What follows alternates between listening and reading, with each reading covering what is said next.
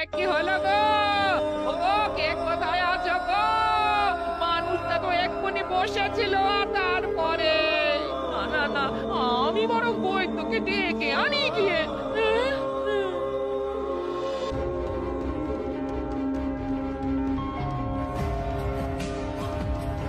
তখন থেকে তো অনেক পরীক্ষা করলেন, কিন্তু মানুষটা এখনো চোখ খুলে দেখছে না কেন?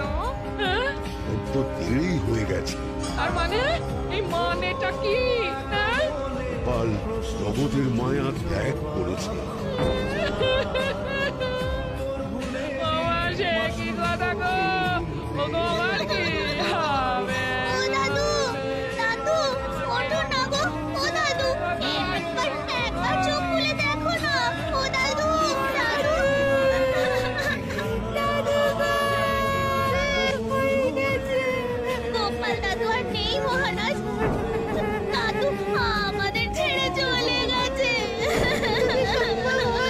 একবার শেষ দেখা দেখে আসবেন। কি শুনলাম আমি? গোপাল আর নেই। এমনটা তো একটুও ভাবতে পারিনি। চলো চলো, সবাই মিলে গোপালের বাড়ি যাই। হ্যাঁ হ্যাঁ হ্যাঁ, তাই চলুন মহারাজ।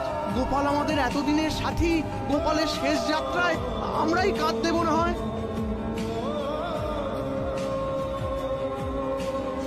ব্যবস্থা যখন সব হয়েই গেছে, তখন আর দেরি করাটা ঠিক হবে না। হ্যাঁ হ্যাঁ, এসো সবাই, কাঁধে কাঁধ মেলাই।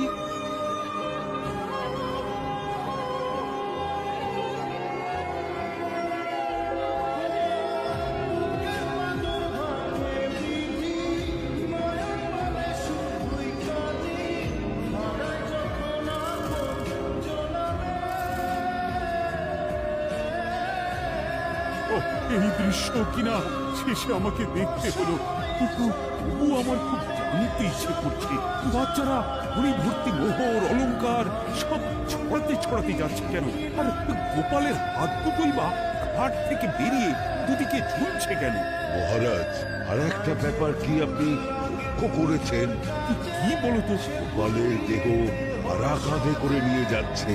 হ্যাঁ হ্যাঁ, ওই তো মন্ত্রী, সেনাপতি, জ্যোতিষী আর পণ্ডিত। আসলে গোপালের এই শেষ যাত্রা আমাদের কিছু শিক্ষা দিয়ে যাচ্ছে মহারাজ। এই যে দেখুন, যারা গোপালকে সহ্য করতে পারত না, এখন এখন তাদেরই কাঁধে গোপাল যাচ্ছে। তার মানে শেষ পর্যন্ত কেউই কারোর শত্রু থাকে না, সবাই মান অভিমান ভুলে কাঁধে কাঁধ মিলিয়ে পার করে দেয়। তাই তো, এই দৃশ্য তো সেই কথাই বলছে।